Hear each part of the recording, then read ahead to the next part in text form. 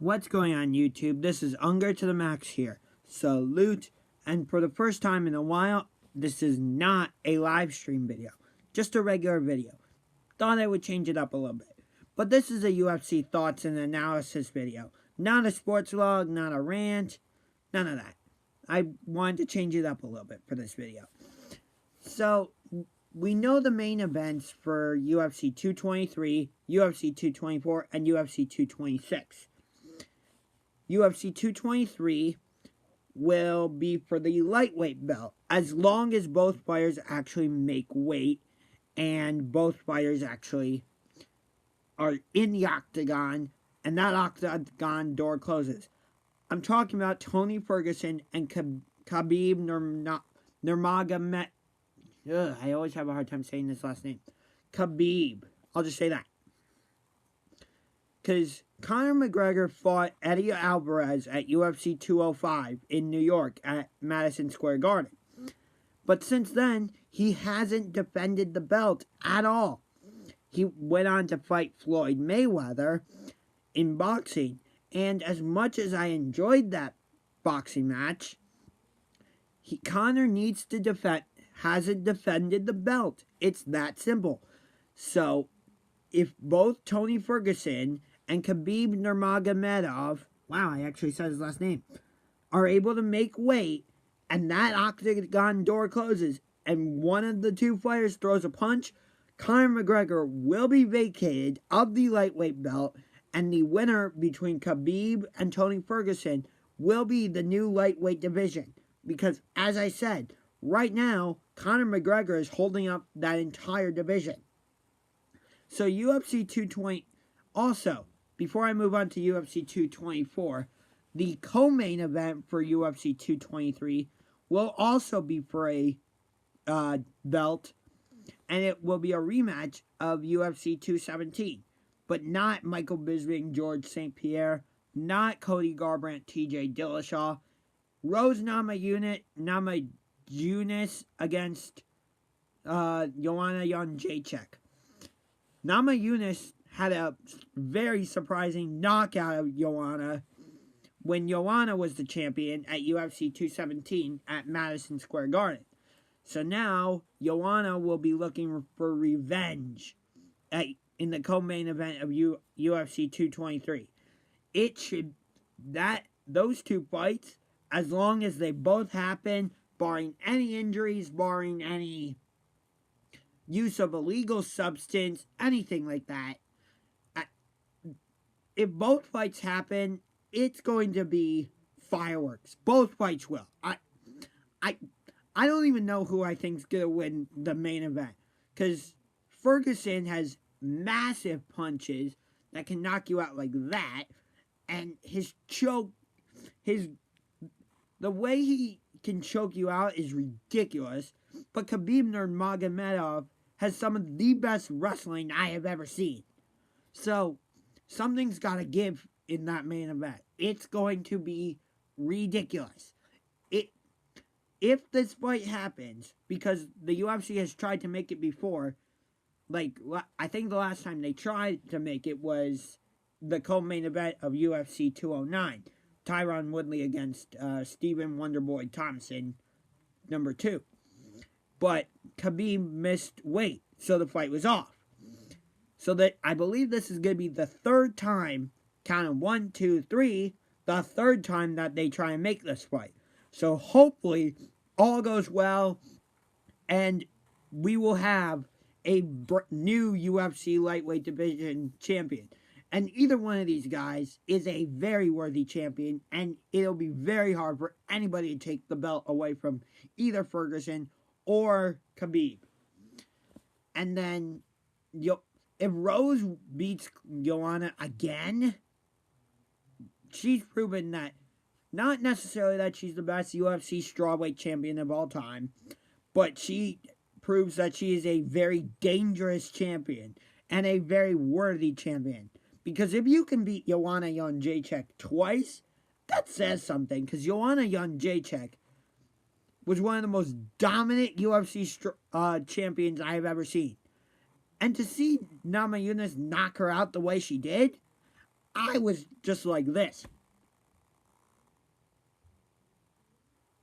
Yeah. All right. So next up is UFC 224. And I believe that's going to be in Brazil. And it's going to be for the women's bantamweight belt between I almost said Chris Cyborg. No. Amanda Nunes and Raquel Pennington. So Raquel Pennington hasn't fought since she beat Miesha Tate at UFC 205 in New York. And Nunes last fought at UFC what was it? Oh, UFC 215 against Valentina Shevchenko when Nunes won by, I think it was split decision. And Raquel Pennington hasn't fought in a while. But if Amanda Nunes wins this fight against Raquel Pennington, she will fight the UFC featherweight champion Chris Cyborg, who just absolutely dismantled Yana Kunitskaya at UFC 222. Absolutely dismantled her.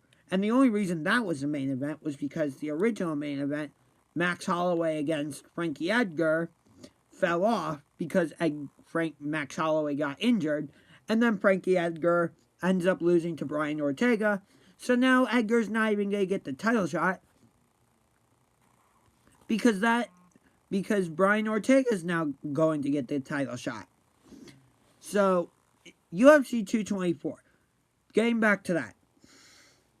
Nunes has serious power. Some of the most powerful punches I've seen in the UFC.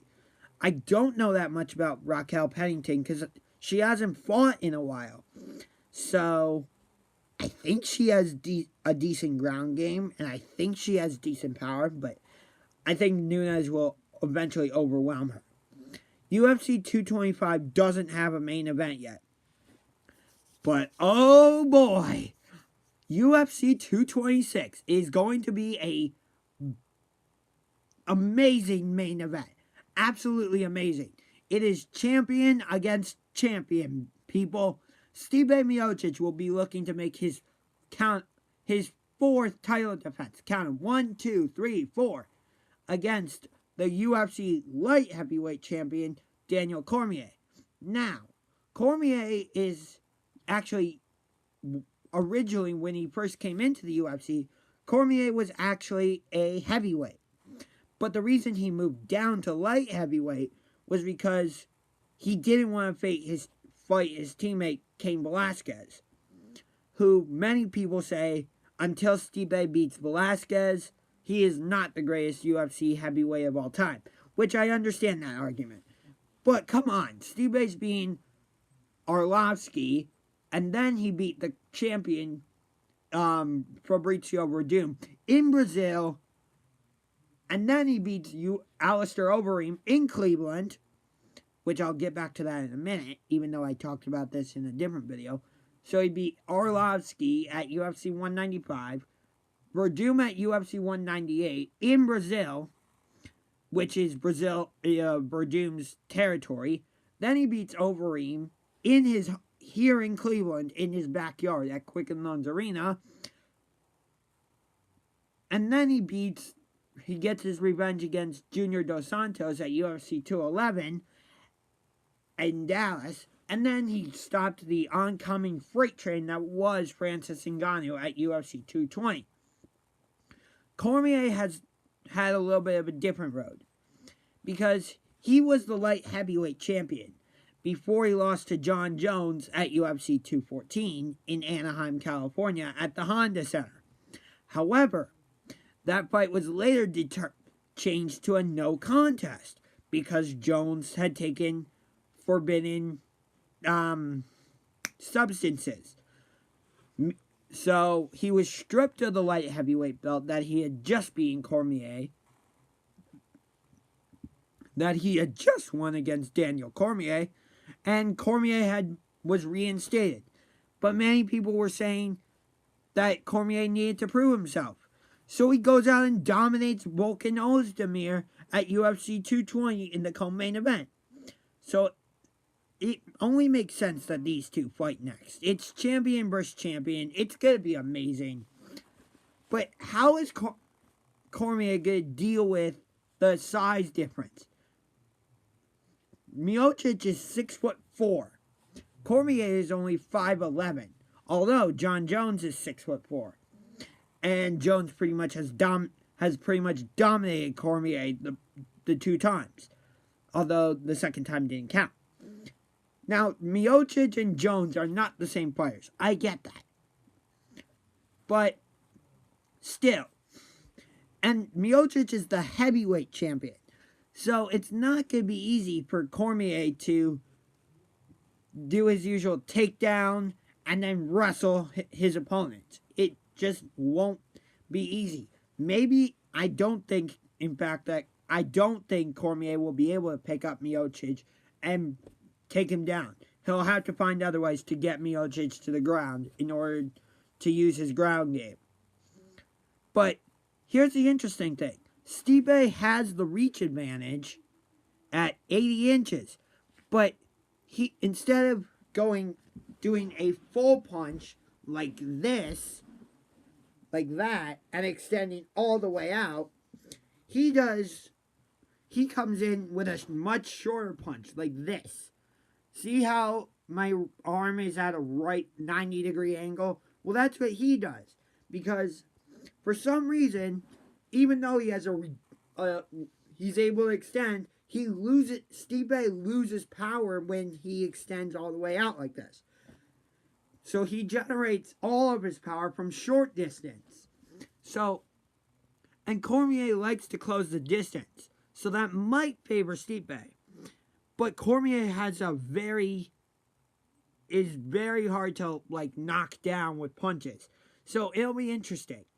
So these 3 upcoming pay-per-views, UFC 223, UFC 224, and UFC 226, are all going to be fantastic. Of the 3, here's how I would rank them in terms of excitement. It would be number 1, UFC 226, number 2, UFC 223, and number 3, let me say that again since I did that. Number 1, UFC 226, Miocic versus Cormier. Number 2 is UFC 223, Ferguson versus Khabib, and Namajunas against Joanna. And number 3 is UFC 224, Nunes versus Pennington. Because I think Nunes is going to easily beat Pennington. And then the only fight that makes sense for Nunes next is the UFC featherweight champion Chris Cyborg. Although the UFC women's featherweight division really hasn't gotten off the ground. And that's partially because who wants to fight Chris Cyborg?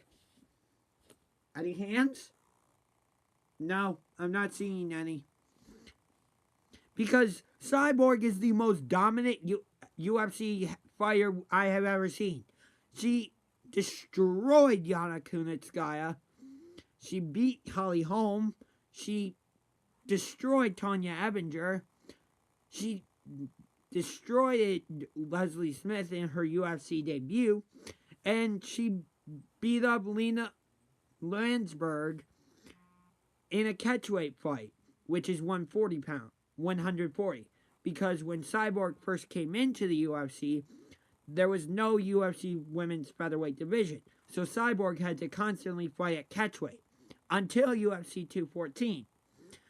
UFC 208. Jermaine Durandamy against Holly Holm for the inaugural UFC women's featherweight belt. So what happened was Jermaine Durandamy won that fight against Holly Holm. And then they go, okay, Jermaine Durandamy, your next opponent is Chris Cyborg. This is what Jermaine Durandamy did. Here's my belt. Here, you can have it back. She's like, I don't want to fight Cyborg. Because who would? Cyborg, like I said, has ridiculous power. She can blast you with her kicks. It is insane. It is insane how much power Cyborg has. So I'm not surprised. So then Cyborg fought Tonya Evinger, who was like the Invicta FC's bantamweight champion at UFC 214, and Cyborg won that to win the UFC featherweight belt. And then she fought Holly Holm at UFC 219, and she won that. And then she just fought Yana Kunitskaya and absolutely dismantled her at UFC 222. Yeah. So if I were a UFC women's featherweight, are there any takers for fighting Chris Cyborg? Some random female is gonna go, okay, I will, and then they'll find out. Some UFC fighter or some Invicta champion will step up. Good job to Yana Kunitskaya for stepping up, but Cyborg destroyed her. So, hopefully, if Nunes wins, it will be Cyborg against Nunes. But for now, the 3 upcoming UFC pay-per-views once again are UFC 223, Ferguson against Khabib, and Namajunas against Joanna. UFC 224, Nunes against Pennington. UFC 225, there is no main event for that yet. And UFC 226, Miocic versus Cormier. And UFC, please come back to Cleveland soon. I had so much fun at UFC 203. I would love to go to another UFC event at the Q. But is that dependent on Stipe being the champion? I would love to know that. And if you have any comments about my UFC analysis, leave them in the comment section below. And if you liked this video, hit that like button. Punch that like button like a